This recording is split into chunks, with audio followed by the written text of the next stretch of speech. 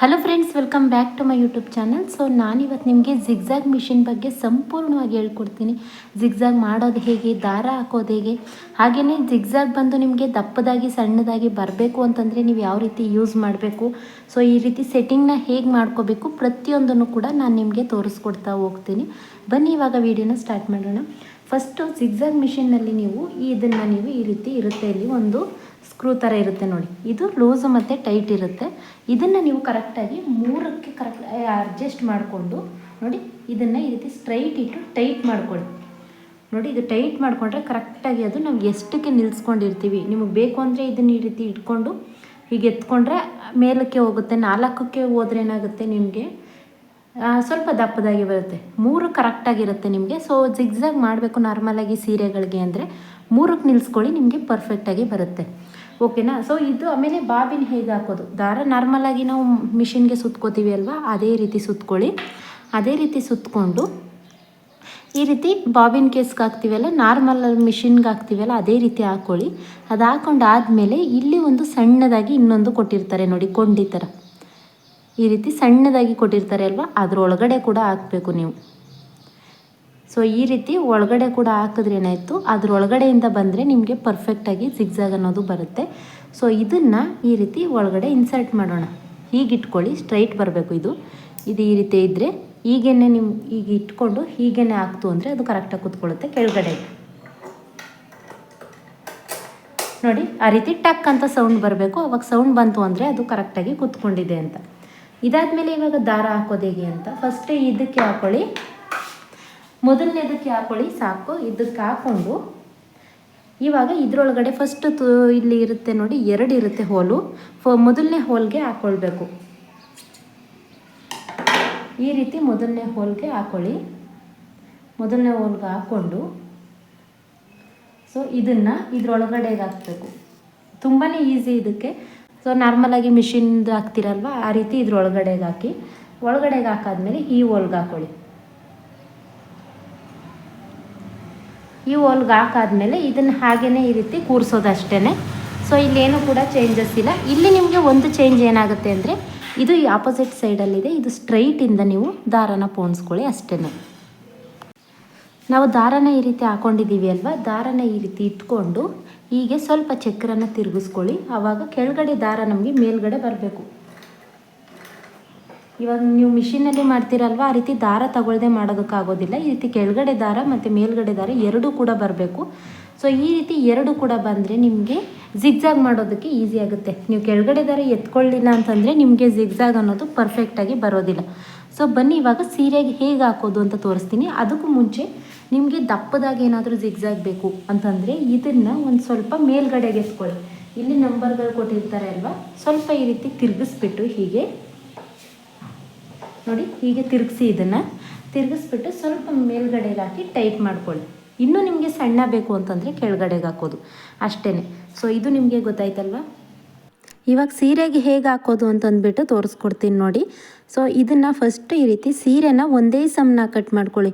ಸ್ವಲ್ಪನೂ ಕೂಡ ಹೆಚ್ಚು ಕಡಿಮೆ ಆಗಬಾರ್ದು. ನೀವು ಹೆಚ್ಚು ಕಡಿಮೆ ಕಟ್ ಮಾಡ್ತು ಅಂತಂದರೆ ನಾವು ಜಿಗ್ಜಾಗ್ ಮಾಡಿದಾಗಲೂ ಕೂಡ ಅದು ಅದೇ ರೀತಿ ಹೆಚ್ಚು ಕಡಿಮೆ ಬಂದುಬಿಡುತ್ತೆ. ಸೊ ನೋಡಿ, ಒಂದು ಸ್ವಲ್ಪನೂ ಕೂಡ ಅದು ನೀಟಾಗಿ ಒಂದೇ ಸಮ ಇರಬೇಕು, ಆ ರೀತಿ ಕಟ್ ಮಾಡ್ಕೊಳ್ಳಿ. ಆ ರೀತಿ ಕಟ್ ಮಾಡ್ಕೊಂಡು ಏನು ಮಾಡಬೇಕು, ಸ್ವಲ್ಪ ಬಟ್ಟೆನ ನೀವು ಉಲ್ಟಾ ಸೀದಾ ಯಾವುದು ನೋಡಿಕೊಂಡು ಉಲ್ಟಾ ಕಡೆ ಇಟ್ಕೊಂಡು ನೀವು ಜಿಗ್ಜಾಗ್ ಮಾಡ್ಕೊಳ್ಳಿ. ಸ್ವಲ್ಪ ಬಟ್ಟೆನ ನೀವು ಅದಕ್ಕೆ ಈ ರೀತಿ ಹಾಕಬೇಕು. ನಾನು ಬಿಗಿನರ್ಸ್ಗೆ ಹೇಳ್ಕೊಡ್ತಾ ಇದ್ದೀನಿ. ಸೊ ನಿಮ್ಗೇನಾದರೂ ಸ್ವಲ್ಪ ಟ್ರೈನಿಂಗ್ ಇತ್ತು ಅಂತಂದರೆ ಸೈಡಲ್ಲಿ ಸ್ವಲ್ಪ ಕಟ್ ಮಾಡಿ ಸ್ಟ್ರೈಟಿಂದ ಬಂದರೆ ನಿಮಗೆ ಬಿಗಿನಿಂಗ್ ಅಂತಲೂ ಕೂಡ ಬರುತ್ತೆ. ಇಲ್ಲಿ ಒಂದು ಈ ರೀತಿ ಕೊಂಡಿ ಥರ ಕೊಟ್ಟಿರ್ತಾರೆ ಅಲ್ವಾ, ಇದು ಬಟ್ಟೆನ ಸ್ವಲ್ಪ ಅಲ್ಲಿಗೆ ಈ ರೀತಿ ಹಾಕಬೇಕು. ಆ ರೀತಿ ಹಾಕಿದ್ರೆ ಮಾತ್ರ ನಿಮಗೆ ಜಿಗ್ಜಾಗ್ ಬರೋದು. ಅದಕ್ಕೆ ಈ ರೀತಿ ಬಟ್ಟೆನ ಕೊಟ್ಕೊಳ್ತಾ ಹೋಗಬೇಕು. ಇಲ್ಲಿಗೇನೆ ಅದು ಕರೆಕ್ಟಾಗಿ ಬರಬೇಕು. ನೋಡಿ, ನಾನು ತೋರಿಸ್ಕೊಡ್ತಾ ಹೋಗ್ತೀನಿ. ಒಂದು 1/4 ಇಂಚಷ್ಟು ಬಟ್ಟೆನ ಅಲ್ಲಿಗೆ ನೀವು ಈ ರೀತಿ ಕೊಡ್ತಾ ಹೋಗಬೇಕು. ಆವಾಗ ಮಾತ್ರ ನಿಮಗೆ ಜಿಗ್ಜಾಗ್ ಅನ್ನೋದು ಕರೆಕ್ಟಾಗಿ ಬರುತ್ತೆ. ನೋಡಿ, ಹೀಗೆ ಹತ್ತಿರದಿಂದ ತೋರಿಸ್ತೀನಿ ನೋಡಿ. ಇನ್ನೂ ಕೂಡ ನೋಡಿ, ಈ ರೀತಿ ಇದೆ ಅಲ್ವಾ, ಅಲ್ಲಿಗೆ ಹೀಗೆ ಬಟ್ಟೆನ ಕೊಡ್ತಾ ಹೋಗಬೇಕು. ನಾವು ಕೈಯಲ್ಲಿ ಹೀಗೆ ಇಟ್ಕೊಂಡು ಇನ್ನೊಂದು ಕೈಯಲ್ಲಿ ಈ ರೀತಿ ಹಿಂದ್ಗಡೆ ಎಳ್ಕೋಬೇಕು. ಎಳೆಯೋದು ಅಂದರೆ ಜಾಸ್ತಿ ಎಳೆಯೋದಕ್ಕೆ ಹೋಗಬೇಡಿ, ಸ್ವಲ್ಪ ಹಾಗೆಯೇ ಪ್ರೆಸ್ ಮಾಡ್ಕೊಳ್ಳಿ. ಇದನ್ನು ಈ ರೀತಿ ಕೊಡ್ತಾ ಹೋಗಿ ಅದಕ್ಕೆ. ಆವಾಗ ನಿಮಗೆ ಕರೆಕ್ಟ್ ಕರೆಕ್ಟಾಗಿ ಜಿಗ್ಜಾಗ್ ಅನ್ನೋದು ಪರ್ಫೆಕ್ಟಾಗಿ ಬರ್ತಾ ಹೋಗುತ್ತೆ. ಸೊ ನಾನು ತೋರಿಸ್ತಾ ಇರೋದು ನಿಮಗೆ ಅರ್ಥ ಆಗ್ತಾ ಇದೆ ಅಲ್ವಾ? ನೋಡಿ, ಈ ರೀತಿ ಕೊಟ್ಟರೆ ನಿಮಗೆ ಕರೆಕ್ಟಾಗಿ ಜಿಗ್ಜಾಗ್ ನೋಡಿ ಎಷ್ಟು ಸಣ್ಣದಾಗಿ ಎಷ್ಟು ನೀಟಾಗಿ ಬಂದಿದೆ. ಇನ್ನೂ ದಪ್ಪದಾಗಿ ಬೇಕು ಅಂತಂದರೂ ಕೂಡ ದಪ್ಪದಾಗಿ ಮಾಡ್ಕೋಬೋದು. ಇಷ್ಟೇ ಸಾಕಾಗುತ್ತೆ. ಒಟ್ಟಿನಲ್ಲಿ ಸೀರೆಗೆಲ್ಲ ನೀವು ಈ ರೀತಿ 3 ಇಂಚ್ ಇಟ್ಕೊಂಡ್ರೆ ಸಾಕು, ತುಂಬ ನೀಟಾಗಿ ಬರ್ತಾ ಹೋಗುತ್ತೆ. ಸೊ ಇದನ್ನೇ ಈ ರೀತಿ ಕಂಟಿನ್ಯೂ ಮಾಡಿ ಅಷ್ಟೇ.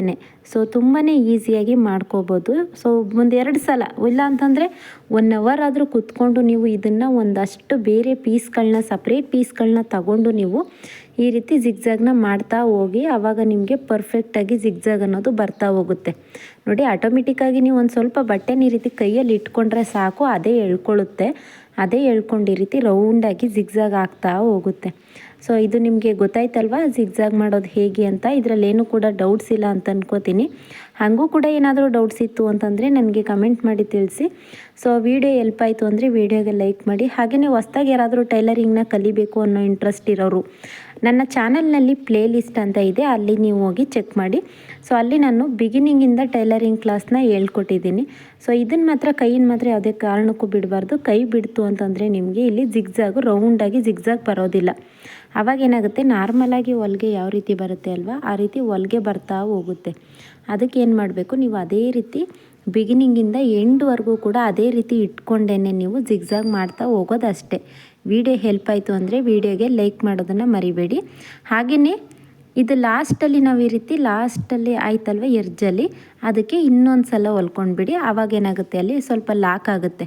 ಸೊ ಜಿಗ್ಜಾಗ್ ಅನ್ನೋದು ಯಾವುದೇ ಕಾರಣಕ್ಕೂ ಬಿಚ್ಕೊಳ್ಳೋದಿಲ್ಲ. ಈ ರೀತಿ ನೀಟಾಗಿ ಲಾಕ್ ಆಗುತ್ತೆ. ಇದಾದಮೇಲೆ ನಾವು ಬಿಗಿನಿಂಗಿಂದ ಸ್ಟಿಚ್ ಮಾಡ್ಕೊಂಡಿದ್ವಿ ಅಲ್ವಾ, ಅಲ್ಲಿ ಒಂದು ಸ್ವಲ್ಪನ ಬಿಟ್ಟು ಸ್ಟಿಚ್ ಮಾಡಿದ್ವಿ. ಅದನ್ನೇ ಏನು ಮಾಡಿ ಅಂತಂದರೆ, ನಿಮಗೆ ಬಿಗಿನಿಂಗಿಂದ ಸ್ಟಿಚ್ ಮಾಡೋದನ್ನು ನಾನು ಇನ್ನೊಂದು ಸಲ ತೋರಿಸ್ಕೊಡ್ತೀನಿ. ಅದು ನಿಮಗೆ ಹೊಸ್ದಾಗಿ ಸ್ಟಿಚ್ ಮಾಡೋರಿಗೆ ಗೊತ್ತಾಗೋದಿಲ್ಲ. ಹಾಗಾಗಿ ಏನು ಮಾಡಿದ್ದೀನಿ, ನಾನು ಅದನ್ನು ಒಂದು ಸ್ವಲ್ಪ ಒಳಗಡೆಗೆ ಬಟ್ಟೆನ ಹಾಕ್ಬಿಟ್ಟು ತೋರಿಸ್ಕೊಟ್ಟಿದ್ದೀನಿ. ಇವಾಗ ಅದು ಎಕ್ಸ್ಟ್ರಾ ಇನ್ನೊಂದು ಸ್ವಲ್ಪ ಉಳ್ಕೊಂಡಿರುತ್ತೆ, ಅಲ್ಲಿ ಒಂದು ಅರ್ಧ ಇಂಚಷ್ಟು ಗ್ಯಾಪಲ್ಲಿ ಉಳ್ಕೊಂಡಿರುತ್ತೆ ಅಲ್ವಾ, ಅದನ್ನು ಇವಾಗ ಈ ಕಡೆ ಸೈಡಿಂದ ತಂದಿಟ್ಕೊಂಡು ಮತ್ತೆ ಅದನ್ನು ಜಿಗ್ಜಾಗ್ ಮಾಡೋದು ಅಷ್ಟೇ.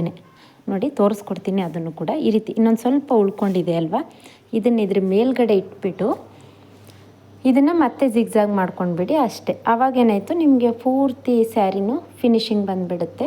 ಒಂದು 5 ನಿಮಿಷದಲ್ಲಿ 2 ನಿಮಿಷ ಸಾಕು. ಒಂದು ಸೀರೆ ಜಿಗ್ಜಾಗ್ ಮಾಡೋದಕ್ಕೆ 2-3 ನಿಮಿಷ ಸಾಕಾಗುತ್ತೆ. ನೀವು ಪರ್ಫೆಕ್ಟಾಗಿ ಜಿಗ್ಜಾಗ್ನ ಮಾಡ್ಕೋಬೋದು.